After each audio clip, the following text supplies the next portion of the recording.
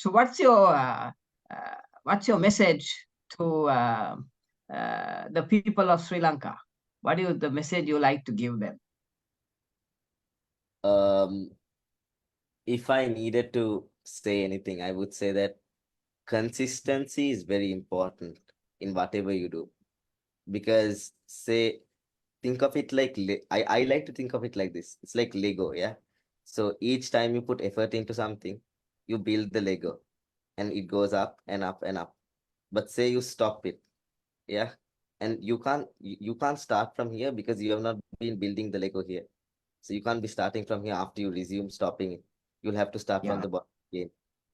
yeah, So because of that, I believe that consistency is really important in whatever you do, and you need to not give up. And as doctor also said, um, there are going to be the days, there are going to be hard times, hard patches, but it's how you come out of the patches that will define you. And um, um, the doctor gave so many examples of that. And if you come out of those patches and you never give up, you obviously, at the end of the day, you get your reward.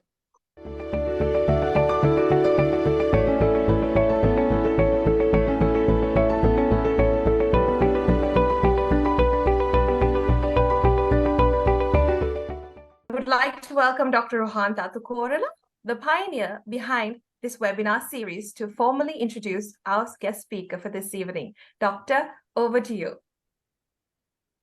thank you very much, Ruth, and lovely to see Jason on today's program. And I've been knowing Jason for a long time. I see him at church every Sunday, and we are very proud of the amazing uh, performance you have had to date. And so we are on different platforms, Jason. We are on a Facebook platform. We are also on a platform of Appit.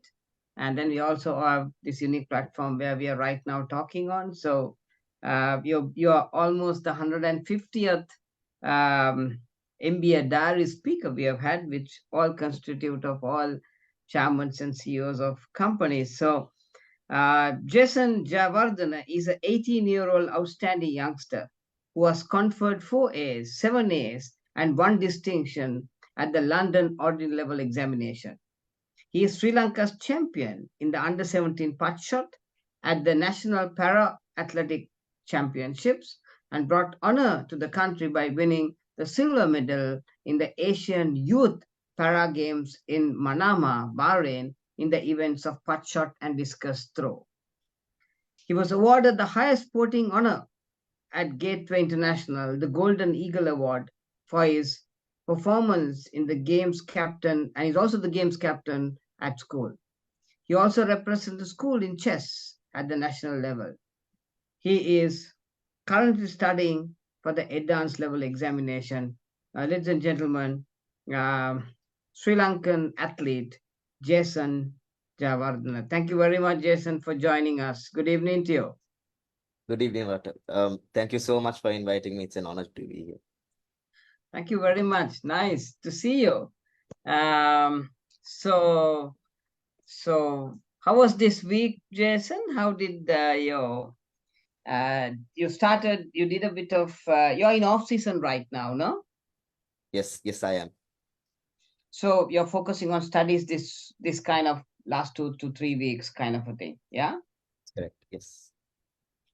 So how did you kind of select these events, Jason? So I think this is all God's wish, right? Because I never wanted, like, no, I always wanted to do sports, but like I never thought I had the opportunity to do them. But so it was during the start of COVID when we just went, we just wanted, me and my brother, we just wanted to be fit. So we just went to CRNFC for where we just did these like CrossFit sessions. And then Okay. one of the coaches saw me there and was like, "Do you want to try the putt shot?" And then I was like, "Yeah, why not? It's it's a new thing. Let me try it." And then from there on, it just happened, and I'm here today. Yeah, fantastic. So who trains you Jason? So I have my coach, Mr. Rahul Madhushankar. I owe everything to him. I won't be here in the sporting world today if it wasn't for him, because he only asked me to join and he only brought me here today. So how often do you normally train? So as mentioned earlier, I'm currently in off season, but in season I try to train at least 5 times a week, keeping the weekend off, and yeah, so almost every day. And what kind of trainings do these 5 days you do? So I was training throwing 3 times a week on Mondays, Wednesdays, and Fridays. And I was in the weight room in the gym on Tuesdays and Thursdays. And on Tuesdays and Thursdays, we got different schedules. And then on Mondays, Wednesdays, on Fridays, even throwing, it gets differentiated. So we have different schedules even for throwing on each days to make it different so that the muscle group you hit on one day doesn't get uh, tired, so that you can hit it on the next day too. And each day training is like what, 1 hour, 1.5 hours? So normally the gym days are a little long. It goes to on to about 2.5 hours. But a throwing day consists of probably 60 throws. So that takes about 1.5 hours. Okay, nice. And so how did you feel like uh, taking part in the Asian Games and what did you feel uh, taking part, Jason? To be honest, it was such an honor, and it happened all so fast. Because like I took part in the national trials in October, and then in December I'm going for the game. So like I before October I never knew anything like this even could be possible. So it happened so fast, and it was really exciting, and I was really proud to represent my country. And um, actually, if I had to say, I didn't even after I competed, I didn't know that I had got a medal or got had won anything, because in the para scene, in the para athletic world, there is some instances where different categories can join, which will cause it to go by points, not by the distance thrown. So you'll have to wait like after the event to see if you actually won or not. And my distance, to be honest, was not as well as I could throw, because I got really nervous, and Mm-hmm. so it made me a little nervous, so I couldn't throw as much at that time. But at the end of the day, um, it happened, I guess. Yeah. So, what is your best throw, Jason, for the putt? How many? Uh, uh, what's your? Is it a meters or feet you check? Yeah, so it's meters. In training, I've thrown around 7 meters. Yeah, it's it's Wow. not it's not a lot when you look at it in like um like when a person of like when if you take the schools athletics at the moment, they obviously throw much more, but like uh yeah, So, what was your throw there, Jason? I threw In I threw a 664 for the putt. 6 meter 64. 64, but you have got a best score of 7.7 point. How much? Exactly 7 at training. Exactly, sir. Yeah. Okay, excellent. So, I mean, that's great because see, sports is not about winning. No, everybody thinks that sports is about winning. Sports is not about winning. Sports is where, especially in athletics now, I mean, I did track event. So I used to do 800 meters, and the best timing was at about 1 minute 52 seconds, kind of a thing. So I used to do from 2.04.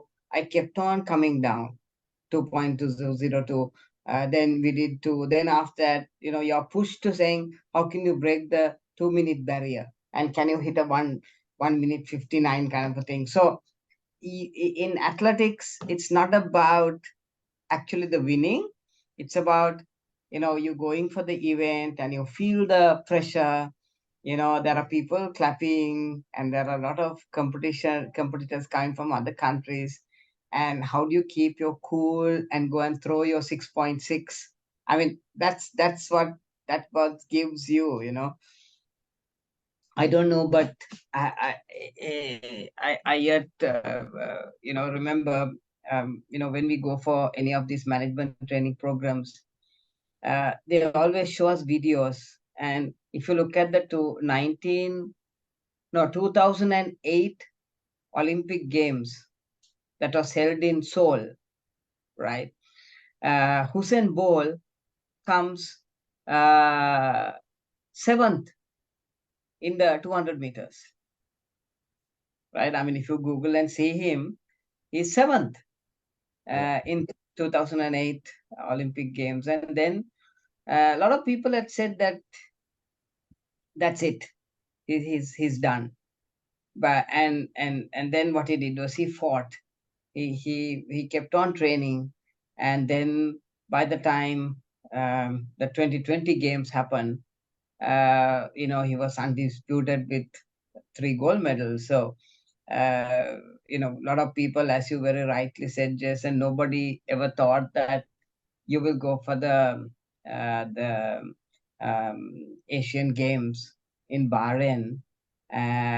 You just happened in October, and then next thing you knew was you were there, and then you had to go and you had to go and throw. You know what I'm saying? So you did all 3 throws at once, or I mean, did you do all three, and or did you have a foul? Um, so we got 6 throws, Okay. and so it's I don't think if I remember right, I don't think I fouled any. You okay? So did you in your first throw itself you got a 6.6, or then Yes. were you able to better it in the next throws? No, it was my 6.64 was in the first throw. First throw, okay. Oh, that's great.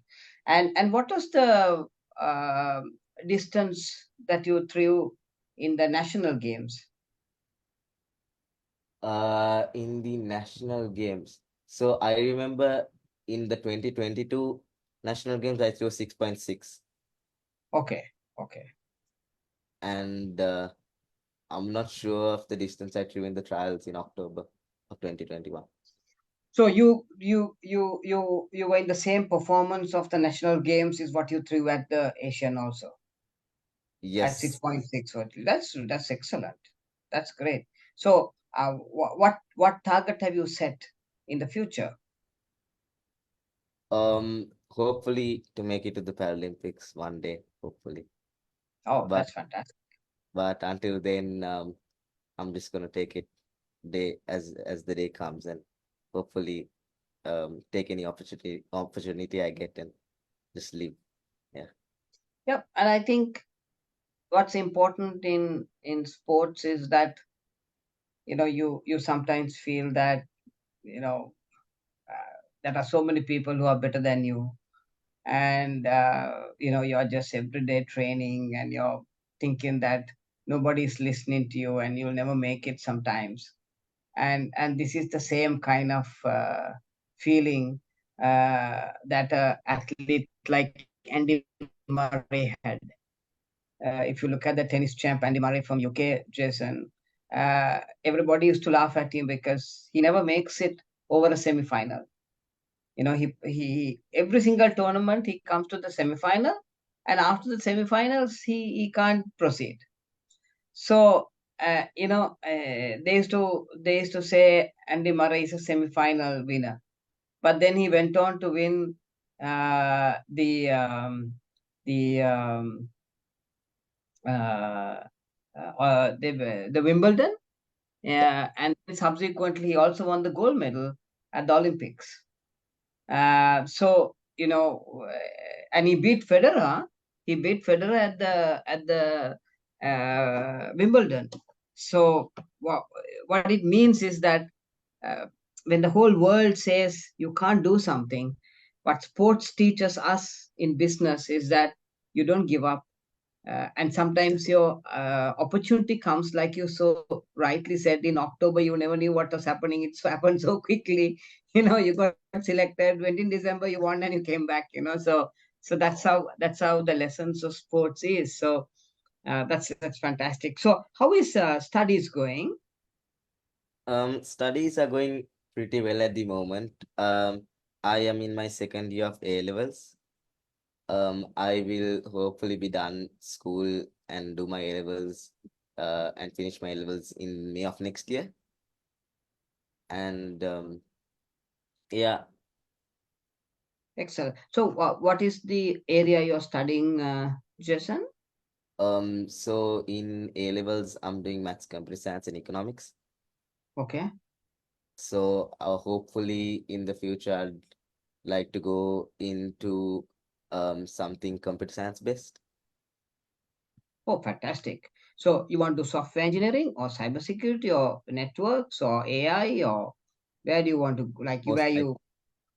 most likely cybersecurity. Yeah. Oh, fantastic.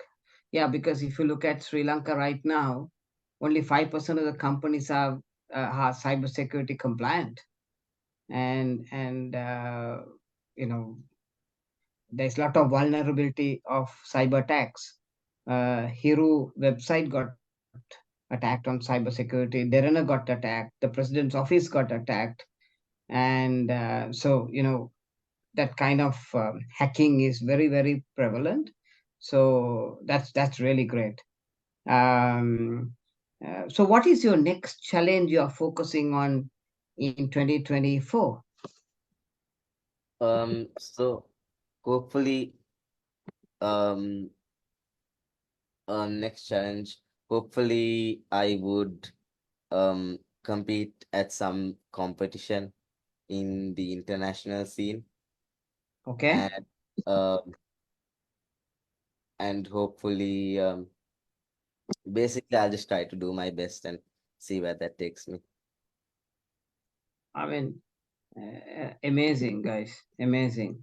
I'd just like to, Jason, share with you um, um, uh, a few thoughts on.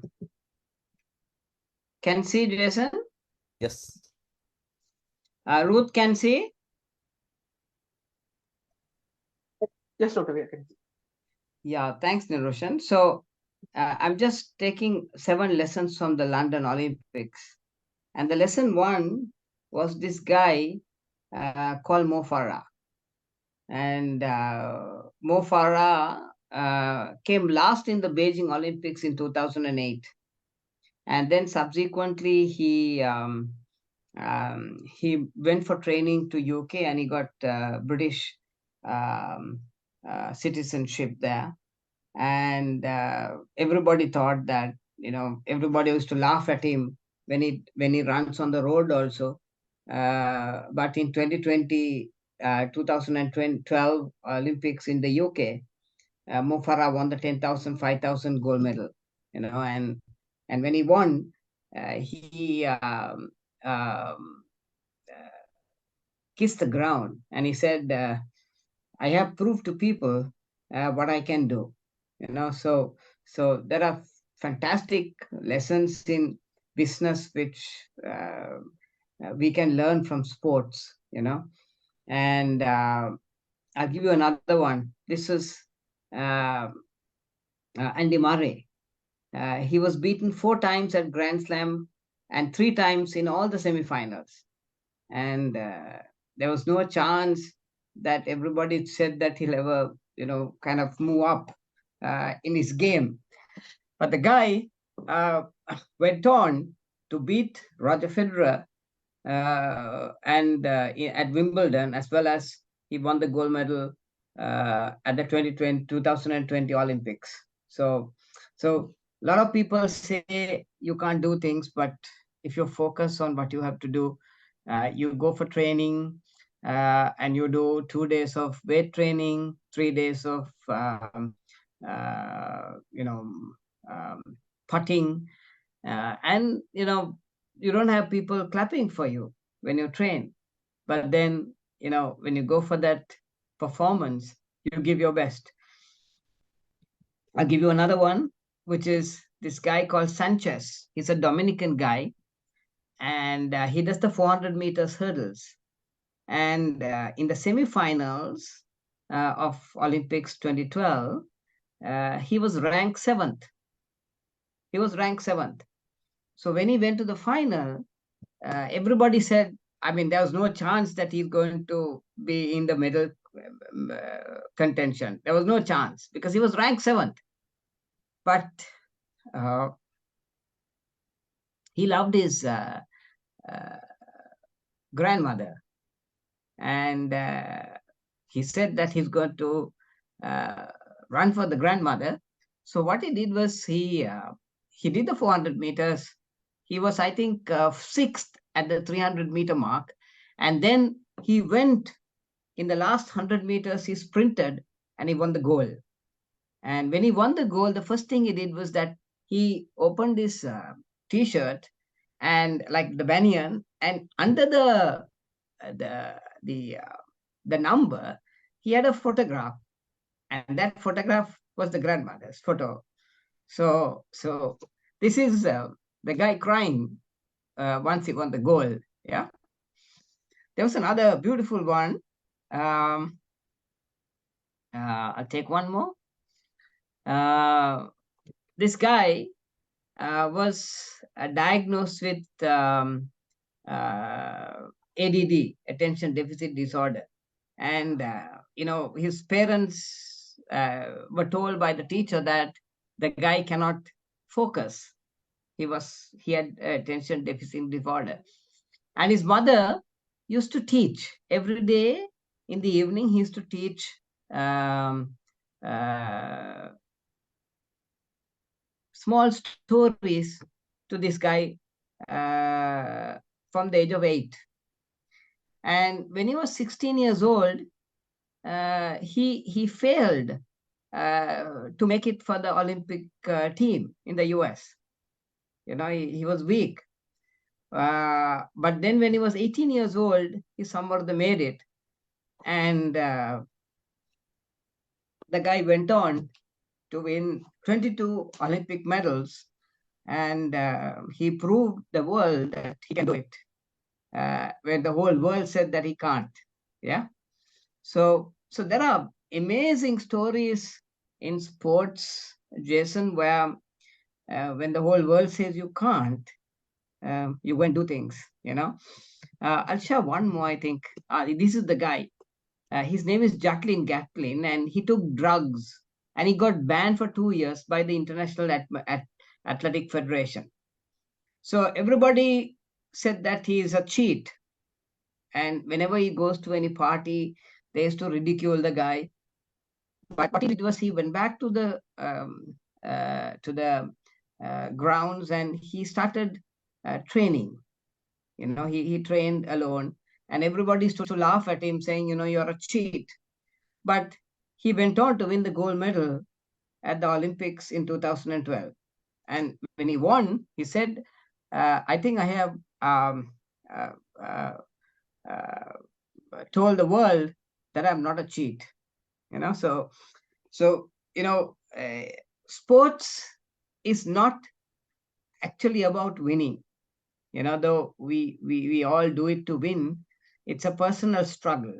It's a challenge that you set for yourself, which you want to win. And that's what sports gives you. Yeah. So let me stop sharing. So Jason, where are you like heading in terms of your other kind of hobbies that you do?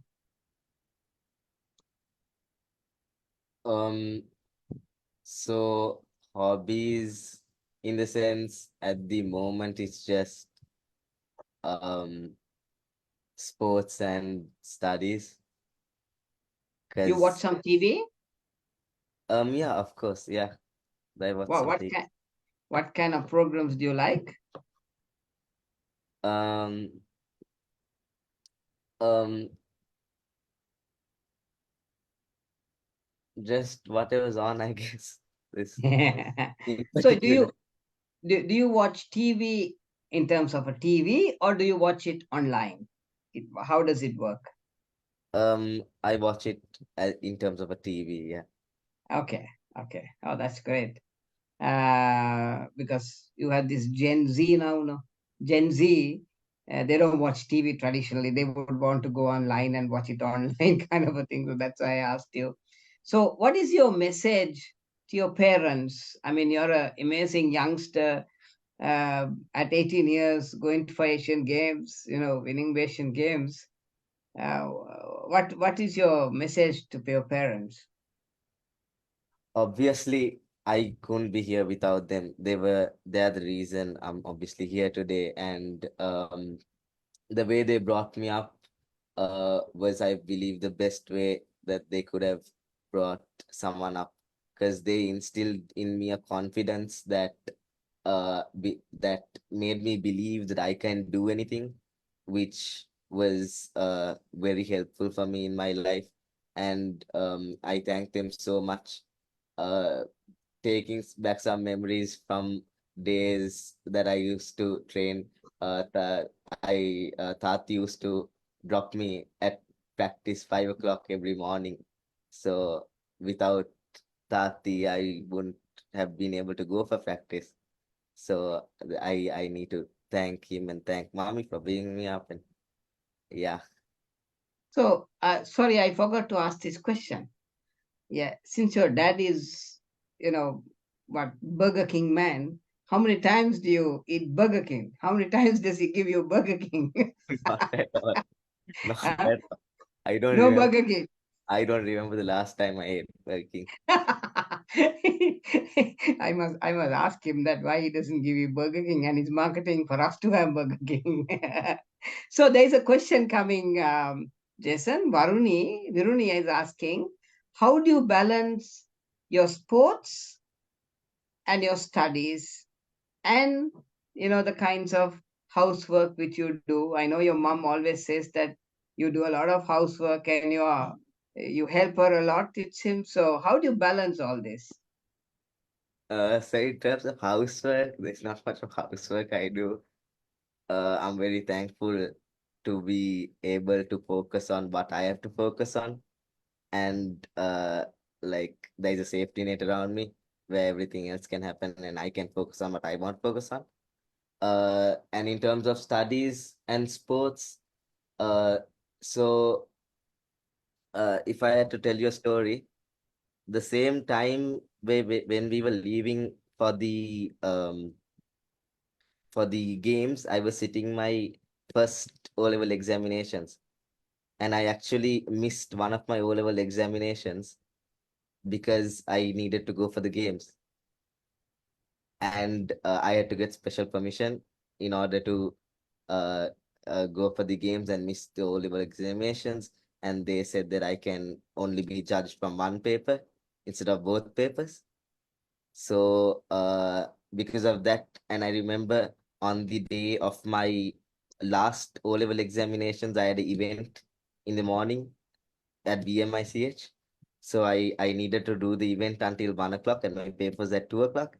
So I was doing the event until 1 o'clock, and then straight from BMICH, I went to my paper. So at that time, it was honestly really hard for to balance both. But then ever since then, when there were exams coming up, I used to reduce the times I went for practices, and sometimes even stop practices completely when exams were really close, and especially when it was an important exam.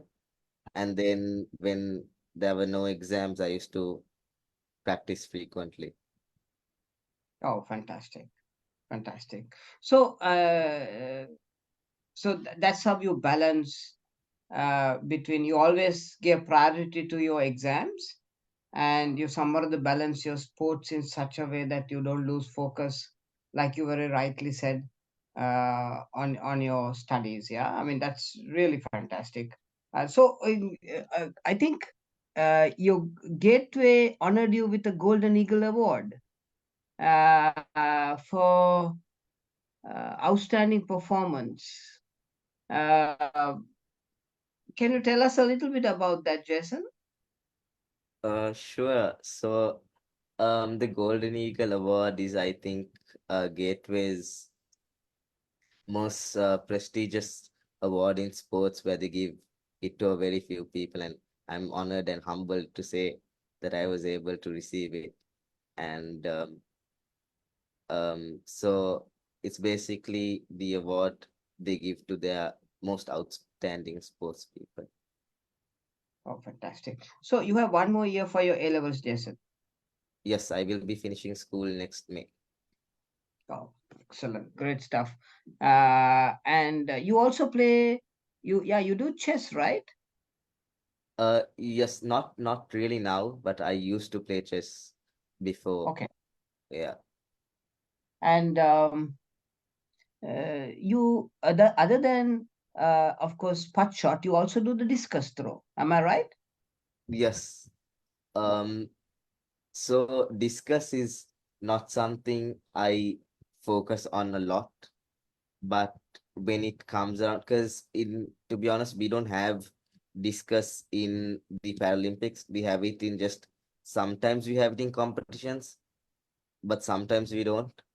So because of that, there is no point focusing it on, mainly because there are so many competitions that don't have discuss. So because of that, I focus on the part, and when discuss comes around, I try to train for discuss, but Right. more or less I always focus on part. Right. So at the Asian Para Games, you did discus throw also, right? And you got a silver, I think. Yeah, you got a silver. Yes, I did. Yes. Oh, oh, that's fine. So they tend to have that at Paralympics. Oh, that's fantastic. I know you're going to take part in Paralympics one day. You know. Hope. Uh, so what's your message to the people of Sri Lanka? What is the message you like to give them? Um, if I needed to say anything, I would say that consistency is very important in whatever you do. Because say, think of it like I like to think of it like this. It's like Lego, yeah. So each time you put effort into something, you build the Lego, and it goes up and up and up. But say you stop it, yeah, and you can't start from here because you have not been building the Lego here. So you can't be starting from here after you resume stopping it. You'll have to start from Yeah, the bottom again. yeah, So because of that, I believe that consistency is really important in whatever you do, and you need to not give up. And as doctor also said, um, there are going to be the days, there are going to be hard times, hard patches, but it's how you come out of the patches that will define you. And um, um, the doctor gave so many examples of that. And if you come out of those patches and you never give up, you obviously, at the end of the day, you get your reward. absolutely. Uncle Andrade has written to you and he says, "Tell us about your passion. What are you passionate about?" Um, I'm passionate. Obviously, I'm passionate about sports, and I'm passionate about I think it's studies also. No, you're very very passionate about studying. Yeah. um maybe, but then on the other hand, it's also because I have to do it. Okay. Okay. Okay. Because But very interesting. I love when you said that you want to get into cyber security because it's a bit of a very scientific kind of thinking that you need. And it's great if you can focus on it and specialize. And uh, I think it's a future. It's a future skill that a lot of people are looking for. And when you have a mindset of a sportsman, it makes it much more sharper and easier to focus. It's going to be really fun. But right now, you should just focus and have fun in your A levels. And I love what you said to the people of Sri Lanka. Your message is that you got to keep on building, from one building block to another, and that's what takes you. So everybody thinks, yeah, they see you in the middle, and I think you saw the the uh, the flyer also. Everybody looks at only the middle and sees, it's absolutely fantastic winning and seeing yourself on every single media station interviewing you. But a lot of people don't know that, out of 24 hours, that glory lies only for 5 to 7 minutes, and the rest of it is all about the hard work which you do. I mean, you're a real case study for Sri Lanka, Jason. You're an example of how you need to focus and do things. And I love what you said, and I'd like to wish you all the very best, and let's meet each other for Christmas. Yeah. We sure will. We sure will. Thank you so much. Thank you so much, everyone. Thank you so much, Doctor, for inviting me. I couldn't be happier. Thank you. Hello, I hope I'm audible. Yes, very, very clear, Ruth. Great. So, Jason, thank you so much for spending time with us, sharing your story, your journey, your experiences, your challenges as well. I'm sure you will be an inspiration to many who would listen to you on our platform. So we've reached the end of our webinar today. So as we draw to a close, I'd like to thank all our audience, our students who've logged in, our industry partners, as well as our well-wishers who are on the platform today listening to your story. I'd also like to thank the IT team for the technical support extended during the session, and would like to remind everyone, if you would like to upskill on any area, either it is an MBA or an MSc, at Appit, we have some newly launched programs. Do call in or walk in for more details so that you can pursue your academic journey with us at Appit. So with this, I'd like to wish everyone a good day, good afternoon, and a good evening from wherever you're joining in. Till the next session. Ruth, we forgot to mention to Jason that some of the people who are listening today, you have the head of HR in Rio, Tanzania, and Nipun, who is joining in and listening to you. Then there is an accountant from UAE, Ayas, who will join in and is listening to you. We have people from MAS, AIA Insurance. Then we have people coming in from Standard Chartered Bank. And then, of course, the people who will be watching you in the next few days will come up from different parts of the world, like Maldives, Bangladesh, Ethiopia, Malaysia, Reading from UK, Switzerland from Geneva, and then also people joining in from Singapore. So it's a global audience that you'll be having, who are all studying for the master's programs at the Asian Institute for Technological Studies, or we call it Appit more often. And please, guys, enjoy your evening, and let's catch up maybe the next time around. Thanks, Ruth.